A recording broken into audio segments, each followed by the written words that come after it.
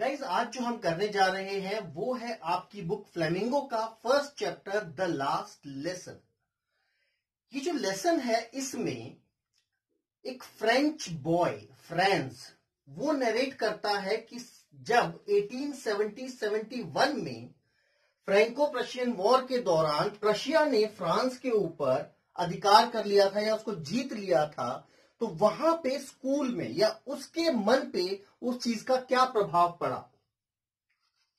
ये जो Prussian forces थी, Prussia was an alliance of Germany, Poland and Austria, और इन फोर्सेस को लीड कर रहे थे Bismarck, right. Bismarck led Prussian forces, जबकि दूसरी तरफ क्या था, फ्रांस के दो डिस्ट्रिक्ट्स अल्सैक और लोरेन, ठीक है, जो जर्मनी यानी कि प्रशियन फोर्सेस के अंडर चले गए थे। तो ऑब्वियस सी बात है ये तीन लड़ रहे थे, तो ये जीत रहे थे और ये हार रहे थे। यहां तक बात समझ आई गाइस। तो यहीं पे अल्सैक में रहने वाला एक लड़का फ्रांस, ठीक है, फ्रेंच बॉय, वो इस कहानी को नरेट करता है। और यहाँ पे हम देखने को मिलता है हमें कि किस तरह से जब ये इनके अधिकार में चला जाता है तो वहां पर वो क्या चेंजेस देखने को मिलते हैं, ठीक है ना। और एक ऑर्डर आता है कि अब से फ्रेंच जो लैंग्वेज, जो उनकी मदर टंग थी, वो उन लोगों को अब से नहीं बोलनी है। ये जो चैप्टर है is written by Alphonse Daudet, right guys. इस कहानी को हम एक स्टोरी फॉर्म में पढ़ेंगे, पूरी स्टोरी को। और इसके लिए मैंने आपके देखिए सामने पूरा ड्रॉ कर रखा है, आपको सिर्फ ध्यान से इस ड्रॉ की तरफ देखना है, आपको सारी चीजें समझ आती हुई चली जाएंगी। तो उस दिन की बात है कि फ्रांस, ठीक है, he is the French boy, Franz started for school very late. उस दिन की बात है कि फ्रांस जो था वो स्कूल के लिए काफी लेट निकला था। इसके जो टीचर थे मिस्टर हैमल यानी कि M Hamel, his teacher M Hamel had asked them, ठीक है, उन्होंने इनसे कहा था that he would question them on participles, कि वो इनसे पार्टिसिपल्स के बारे में क्वेश्चन करेंगे। पार्टिसिपल जो है ग्रामर का पार्ट है, इसके लिए मैंने एक सेपरेट वीडियो बना रखी है जो आप लोगों को इस लिंक के साथ ही मिलेगी, राइट गाइस, कि वो उससे पार्टिसिपल्स के बारे में पूछेंगे, ठीक है। बट फ्रांस जो था न्यू नथिंग अबाउट देम, उसको तो उसका पहला वर्ड भी नहीं पता था। अब उसको डर था कि मिस्टर हैमल जो है वो उसको डांटेंगे या फिर स्कॉल्ड करेंगे, ही वुड स्कॉल्ड हिम। तो इस वजह से उसने सोचा कि it would be better to bunk, simple language में कह दूं मैं अगर, तो उसने सोचा स्कूल जाने से बढ़िया है क्या कर लेते हैं, बंक कर लेते हैं। तो फॉर अ मोमेंट, एक क्षण के लिए उसके मन में ख्याल आया, ही thought of running away and spending the day out of the doors, जो बाहर जाकर के, ठीक है, उसने सोचा कि बंक मार लेता। बाहर जो था वो क्या चीजें थी जो उसको अपनी तरफ अट्रैक्ट कर रही थी, क्या क्या चीजें थी, वार्म ब्राइट डे, मौसम बड़ा सुहावना सा था, ठीक है, दिन बड़ा अच्छा था, बर्ड्स चिरप, पक्षी चहचहा रहे थे, खुले खुले मैदान थे, राइट। प्रशियन सोल्जर्स ड्रिल, जो प्रशियन सोल्जर्स थे वो प्रैक्टिस कर रहे थे, ड्रिल कर रहे थे अपनी, ठीक है, कहां पर, at the back of the saw mill. Saw mill समझते हैं आप लोग, आरा का मतलब होता है जो लकड़ी काटने की जो मिल होती है, जहां लकड़ियां कटती हैं, ठीक है ना, लॉग्स कटते हैं, वो उसको क्या कहते हैं, सॉ मिल। उसके बैक साइड पे प्रशियन सोल्जर्स जो थे प्रैक्टिस कर रहे थे, ड्रिल कर रहे थे। तो ये सारी चीजें उसको काफी अट्रैक्टिव लग रही थी, टेम्प्ट कर रही थी, अपनी तरफ आकर्षित कर रही थी कि स्कूल जाने से बढ़िया तो है यहीं पर रुक जाते हैं। But he change his mood, but उसने अपनी इस टेम्पटेशन के ऊपर काबू पाया and hurried off to school, और स्कूल की तरफ चल दिया। अब जब वो स्कूल की तरफ चलने लगा और उसने क्या पास किया, as he pass the town hall, जैसे ही उसने टाउन हॉल को क्रॉस किया, he saw a big crowd in front of the bulletin board. उसने क्या देखा, बुलेटिन बोर्ड के आगे जो था काफी भीड़ लगी हुई थी। वहीं पर कौन था, वॉचर द ब्लैकस्मिथ, वो अपने अप्रेंटिस के साथ, अप्रेंटिस कौन होता है, इट्स लाइक चेला, राइट, और ब्लैकस्मिथ कौन होता है, लोहार। तो जो उसके पास काम सीखने के लिए कम उम्र का कोई लड़का जो था वो लगा हुआ था, ठीक है ना, वो अप्रेंटिस उसी के साथ था, ठीक है ना। वो इसको कहता है, फ्रांस को कहता है कि ज्यादा जल्दी मत करो, अभी तो स्कूल तुम आसानी से टाइम पे पहुंच जाओगे, आराम आराम से जाओगे, बहुत टाइम पड़ा हुआ है, right guys, reading the bulletin ask friends not to go so fast, ज्यादा जल्दी जाने की जरूरत नहीं है. He assured the boy that he would get to his school in plenty of time, अभी तुम टाइम से पहुंच जाओगे.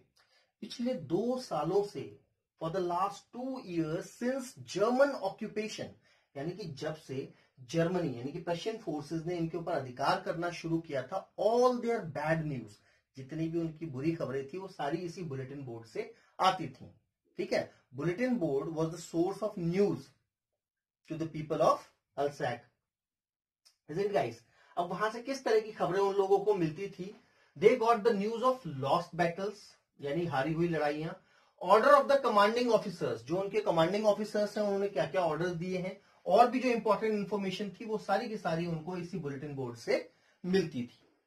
राइट गाइस, ये कब से मिल रही थी? पिछले 2 सालों से, जब से जर्मनी ने उनके ऊपर अधिकार यानी कि उनके ऊपर अधिकार करना शुरू किया था. ठीक है ना, तो वो आगे चलता है और कहां पहुंच जाता है? स्कूल के बाहर. ठीक है, when he reach the school, जब वो स्कूल पहुंचता है तो उस दिन बड़े अजीबो गरीब सी चीज थी. अजीबो गरीब सी चीज क्या थी? ठीक है, unusual silence outside the school. उस दिन अजीबो गरीब शांति थी, जैसे कि संडे के दिन होती है. नॉर्मली क्या होता था? बहुत ज्यादा शोरगुल होता था. जैसे हम जाते थे तो बहुत ज्यादा शोर शराबा होता था जो आसानी से बाहर सुना जा सकता था. नॉर्मली शोर किस चीज का होता था? Opening and closing of desk, जो ऐसे वाले खुलने वाले डेस्क होते हैं ना, उनको खोलने बंद करने का शोर होता था. और बच्चे स्टार्टिंग में आते हैं, ठीक है, और the lesson repeated in unison, एक साथ बच्चे जो चिल्लाते हैं, जो छोटे बच्चे होते हैं ना, 2 एकम, 2 वंजा 2, ए फॉर एप्पल, इस तरह से जो चिल्लाते हैं, इस तरह का शोर आसानी से बाहर सड़क पे सुना जा सकता था. ठीक है, तो आगे की तरफ बढ़ा थ्रू द विंडो. ठीक है, आगे की तरफ बढ़ा friends through the window of the classroom की विंडो से उसने क्या देखा कि उसके जो फ्रेंड्स हैं वो ऑलरेडी अपनी अपनी जगह पर बैठे हुए थे. ठीक है ना, वो कहां थे? अपनी जगह पर बैठे हुए थे, जबकि उसके टीचर मिस्टर हैमल या एम हैमल जो थे वो अपना रूलर, आयरन रूलर यानी कि डंडा जो था लोहे वाला, उसको अपनी बाजू के नीचे दबा करके वहीं पर टहल रहे थे अंदर क्लासरूम के अंदर. इन सब चीजों को साइड करते हुए friends open the door, friends ने क्या किया? दरवाजे को खोला. एंड वेंट बिफोर एवरीबडी, और सबके सामने चला जाता है. Went inside the classroom before everybody. वो काफी डरा हुआ था कि एम हैमल उसको डांटेंगे या कुछ कहेंगे, बट उन्होंने उसको कुछ भी नहीं कहा. ठीक है ना, वो he asked him to go to his place. ठीक है, वो उससे कहते हैं कि जाओ अपनी जगह पर जाकर के बैठ जाओ.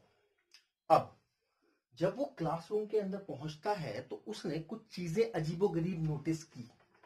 ठीक है, अजीबोगरीब चीजें क्या नोटिस की? पहली चीज, एम हैमल उस दिन उन कपड़ों में थे जो वो इंस्पेक्शन और प्राइस डेज पर पहनते थे. उस दिन वो क्या पहन करके आए थे? वो पहन करके आए थे अपना beautiful green coat, frilled shirt का मतलब जो झालर टाइप सी थी ना, उस तरह से फ्रॉक में होती है जिस तरह से फ्रिल्स, उस तरह की शर्ट थी उनकी, और ब्लैक कलर की कैप जो अपनी, और ये सारे के सारे जो उनके कपड़े थे वो एम्ब्रॉयडर्ड थे. ये जो कपड़े थे, ये जो ड्रेस थी, वो नॉर्मली कब पहनते थे? इंस्पेक्शन या फिर प्राइस डेज पर. पहली चीज ये अजीबोगरीब थी. दूसरी, सरप्राइजिंगली मैनी विलेज एल्डर्स, गांव के कई सारे बुजुर्ग वहां पर आए हुए थे और चुपचाप से पीछे के बेंचेस पर बैठे हुए थे. Surprisingly many village elders had come and sitting quietly on the back benches. ये जो ग्रीन डॉट्स बनाए हैं मैंने, दे आर विलेज एल्डर्स. ठीक है ना, आपको समझने के लिए ये ब्लैक डॉट्स जो है ये स्टूडेंट्स. ठीक है ना, हर कोई जो वहां क्लासरूम में बैठा था वो काफी सैड दिखाई दे रहा था. और यहाँ पे एक और नया कैरेक्टर आया, हाउजर. ठीक है गाइस, कौन है? हाउजर. ये भी गांव का कौन है? एक बुजुर्ग है. वो स्कूल आया था, brought an old torn primer. इस वर्ड को ध्यान रखना, ओल्ड टॉर्न प्राइमर. ओल्ड का मतलब पुरानी, टॉर्न का मतलब फटी हुई, और प्राइमर का मतलब प्राइमरी बुक, जो नर्सरी केजी के स्टूडेंट्स को ABCD 1 2 3 टाइप से जो पढ़ाने के लिए जो बुक यूज की जाती है, फर्स्ट लेवल मतलब स्टार्टिंग के जो बच्चों को दी जाती है, वो अपने टाइम की बुक लेकर के आया हुआ था. बात समझ आई? तो उसके बाद एम हैमल ने अनाउंस किया, M Hamel is the teacher, इन्होंने अनाउंस किया that an order had come from Berlin, कि बर्लिन से एक ऑर्डर आया है. क्या? कि जितने भी स्कूल्स हैं अल्सैक एंड लोरेन के, उनके अंदर अब से फ्रेंच की जगह जर्मन लैंग्वेज पढ़ाई जाएगी और आपके जो न्यू टीचर हैं वो नेक्स्ट डे आ जाएंगे। तो इसलिए this is your last lesson, ठीक है ना, इसलिए टाइटल है इसका the last lesson. This is your last lesson, I want you to be very attentive. मैं चाहता हूं कि आप लोग बड़ी ध्यान से इस क्लास को अटेंड करें, because this is your last lesson. जब उन सबको ये चीज पता चलती है, स्पेशली फ्रेंड्स को, क्योंकि हम फ्रेंड्स के एंगल से देख रहे हैं सारी की सारी चीजें, फ्रेंड्स फेल्ट सॉरी, उसको बड़ा गिल्टी फील होता है कि उसने अभी तक अपने जो चैप्टर्स, अपनी जो मतलब स्टडी है, अपनी पढ़ाई के प्रति इतनी ज्यादा उसने ध्यान नहीं दिया। ही नेवर लाइक बुक, ना ही उसका कोई ग्रामर में इंटरेस्ट था, ना ही कोई हिस्ट्री में इंटरेस्ट था। But now he developed the fascination for French. अब उसके मन में फ्रेंच लैंग्वेज को लेकर के एक रोमांच पैदा हो जाता है, ठीक है, वो पसंद करने लग जाता है और वो भूल जाता है किसको, एम हैमल की, उनकी सख्ती, कितने स्ट्रिक्ट थे, और अबाउट हिज रूलर ऑल्सो, ठीक है, वो डंडे से कितनी बुरी तरह से मारते थे एंड ऑल। और उसको ये भी समझ आ गया कि आखिरकार एम हैमल अपने फाइन क्लोथ्स में क्यों थे उस दिन, ठीक है, साथ ही साथ गांव के जो विलेज एल्डर्स थे वो उस दिन वहां पर क्यों आए हुए थे। एक्चुअल में जो विलेज एल्डर्स थे वो वहां पर आए थे टीचर को उसकी 40 इयर्स की फेथफुल जो सर्विस थी उसके लिए धन्यवाद करने के लिए, एंड टू शो रिस्पेक्ट, ठीक है, फॉर द कंट्री, उस देश के लिए रिस्पेक्ट पे करने के लिए जो अब उनका नहीं रहा था। इतने में ही किसकी बारी आती है, फ्रेंड्स की। ये जो ब्लैक डॉट मैंने बना रखा है इट इंडिकेट्स फ्रेंड्स। जब फ्रेंड्स की बारी आती है रिसाइट पढ़ने की तो he got mixed up, actually सोच कुछ और रहा था, सामने कुछ और था, जिससे सब कुछ हॉच पॉच हो जाता है एंड ही गॉट कंफ्यूज, और कंफ्यूज हो जाता है। बट उसके बावजूद भी एमएमएल उससे कुछ नहीं कहते, ही डिडंट स्कॉल्ड हिम, उसको कुछ भी नहीं कहते। उसके बाद जो टीचर है एम हैमल, वो फ्रेंच लैंग्वेज के बारे में कुछ कहते हैं। एम हैमल रिग्रेटेड, वो रिग्रेट, दुख प्रकट करते हैं कि जो फ्रांस के लोग हैं उन्होंने फ्रेंच लैंग्वेज सीखने के प्रति बहुत ही अलग रवैया अपनाया है। उन्होंने कन्फेस किया कि यहां तक कि जो पेरेंट्स हैं, टीचर जो हैं, वो सभी लोग अपनी गलती पर हैं। मतलब जितने भी पेरेंट्स हैं फ्रांस के और जो टीचर्स हैं उन सभी ने गलती की है। क्यों? क्योंकि जो टीचर्स हैं, ये अपनी भी बात करते हैं एमएमएल कि यहाँ के जो लोग हैं अल्सैक के, वो ना तो सही से फ्रेंच अपनी मातृभाषा बोल सकते हैं, ना ही वो लिख सकते हैं, और जो पेरेंट्स हैं वो अपने बच्चों को पढ़ने के लिए भेजने से ज्यादा पसंद किस चीज को करते हैं, उनको मिल में काम करने के लिए भेजना पसंद करते हैं, अदर काम में भेजना पसंद करते हैं, so that they can earn, कि वो कुछ कमा सकें। और एम हैमल खुद कहते हैं कि मैंने भी उतनी इंपॉर्टेंस, उतना ध्यान नहीं दिया पढ़ाने को लेकर के लैंग्वेज के ऊपर जितना इसको दिया जाना चाहिए था। फिर वो डिक्लेयर करते हैं, घोषणा करते हैं कि फ्रेंच लैंग्वेज जो इस संसार की सबसे खूबसूरत लैंग्वेज है। It had been the clearest, ये हमेशा से ही सबसे ज्यादा क्लियर और सबसे ज्यादा लॉजिकल लैंग्वेज रही है। हम सभी को इस भाषा को हमेशा अपने बीच में, ठीक है ना, गार्ड करना है, सेफ गार्ड करना है, बचा के रखना है, कभी भी भूलना नहीं, क्योंकि जो भाषा है, जो लैंग्वेज है, वही हमारी चाबी है इस जेल से निकलने की, यानी कि वही हमारी आजादी की चाबी है जिससे हम अपने देश के लिए आजादी पा सकते हैं। फाइन गाइस, यहां तक बात समझ आई। उसके बाद फिर उनकी क्लास चालू होती है, as it was their last lesson, it was their last class, ठीक है। तो उनके बाद बच्चे जो है ग्रामर के और राइटिंग के अंदर अपने लेसन अटेंड करते हैं। The pigeons cooed very low on the roof, कबूतर जो थे बहुत धीरे धीरे कुकू कर रहे थे, कहां पर, छत पर। इस चीज को सुन करके जो फ्रेंड्स है वो सोचता है कि क्या ये जो जर्मन लोग हैं इन कबूतरों को भी, ठीक है ना, अब जर्मन लैंग्वेज में गाना सिखा देंगे। Thought if they would make even the pigeons sing in German. All the while, इसी दौरान M Hamel was sitting motionless in his chair. M Hamel वहीं अपनी चेयर पर मोशनलेस, ठीक है, बिना किसी मूवमेंट के बैठे हुए थे। फाइन।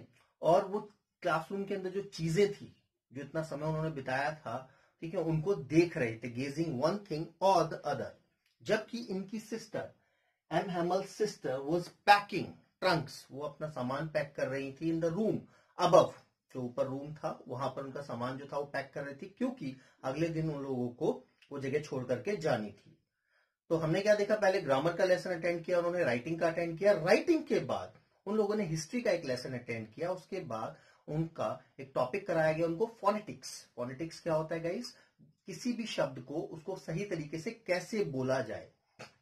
अब ध्यान दीजिएगा, यहां पे मैं एक टर्म यूज करूंगा, जबकि where the babies chanted their ba be bi bo bu the sounds of alphabet, basically जो इनिशियल साउंड होते हैं, it's like A B C D, इस तरह के साउंड्स जो है उन्होंने एक साथ बोले। तो मैंने यहां टर्म यूज किया बेबीज। क्यों? फ्रेंड्स ने पूरी क्लास को बेबीज कहा, क्योंकि हालांकि वो बड़े थे, ठीक है ना, बट उसके बावजूद भी वो उस तरह से पढ़ रहे थे जैसे छोटे बच्चे पढ़ते हैं, इसलिए उसने पूरी की पूरी क्लास को इंडिकेट किया किससे? बेबीज से। So he call himself and his class to be babies. Even, ध्यान दीजिएगा, even old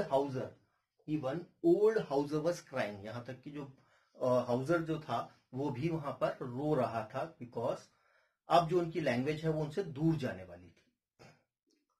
now vive la France. अब क्या होता है यहां पर? में ही चर्च की घड़ी में 12 बजते हैं। Church clock struck 12। ट्रम्पेट्स, जो डम डम डम, लाइक आपने पीटी अपने स्कूल मॉर्निंग में असेंबली में भी देखा हुआ, लाइक उस तरह का कोई musical instrument. Trumpets of the Prussian soldiers, जो प्रशियन सोल्जर्स के ट्रम्पेट्स थे वो उनको सुनाई देने लग जाते हैं under their Windows. Actually they were returning from the drill, हमने देखा था ना यहाँ पे ड्रिल कर रहे थे, प्रैक्टिस कर रहे थे, तो अपने ड्रिल से वो लोग वापस आ रहे थे। एम हैमल खड़े हो जाते हैं। ही ट्राइड टू स्पीक, वो कुछ बोलना चाह रहे थे, but his emotions choked him, but जो उनकी भावनाएं थी उसकी वजह से वो कुछ बोल नहीं पाए, उनका मन जो था भर गया था, ठीक है। Then he turn towards the black board, फिर वो ब्लैक बोर्ड की तरफ मुड़ते हैं, तो का पीस ऑफ चॉक, एक चॉक का टुकड़ा उठाते हैं, and wrote as large as he could, और जितना बड़ा वो लिख सकते थे उतना बड़ा उन्होंने क्या लिख दिया? Vive la France. Right guys, क्या लिखा? Vive la France. It means long live France, इसका मतलब था लॉन्ग लिव फ्रांस, यानी कि फ्रांस अमर रहे। Then he made a gesture with his hands asking them to go out, उन्होंने अपने हाथों से इशारा किया कि अब आप लोग जा सकते हैं। The school was dismissed, school खत्म हो चुका था। Fine guys, so this is the whole story. We have covered each and every topic, ठीक है ना, पार्ट ऑफ द स्टोरी, ताकि आप हर तरह के क्वेश्चन को सॉल्व कर सकें। इसके जो सिंप्लीफाइड नोट्स हैं, जो मैंने अभी आपको पढ़ाया है, ठीक है, क्योंकि हम लोगों को क्या करना है गाइस, एग्जाम में लिखना है, इसके सिंप्लीफाइड नोट्स जो हैं वो हमारे साथ में अवेलेबल हैं। आपको नोट्स से पढ़ना है जो मैंने पढ़ाया है, राइट गाइस, ताकि आपको आसानी से इसको समझ सके। और इसके अंदर जितने भी वर्ड्स हैं, इसके लिए मैं एक और पार्ट बनाऊंगा इसका, उसमें मैं एक एक वर्ड को एक्सप्लेन करता हुआ आगे चलूंगा, ताकि आपका हर एक तरह से एंगल से कवर हो जाए। साथ ही साथ मैंने हर चैप्टर के साथ, स्पेशल हर चैप्टर के साथ सिलेक्टेड, ठीक है ना, 6 क्वेश्चन ऑन एन एवरेज अगर लगाए जाए तो हर चैप्टर के साथ आप लोगों को सिर्फ 6 क्वेश्चंस मिलेंगे, उन्हीं से मिलके लॉन्ग क्वेश्चन भी बन जाएगा और उससे सारी चीजें आपकी कवर हो जाएंगी। राइट गाइस, तो इसी नोट के साथ I am ending the session. See you in the next part. Till then, Jai Hind, bye bye.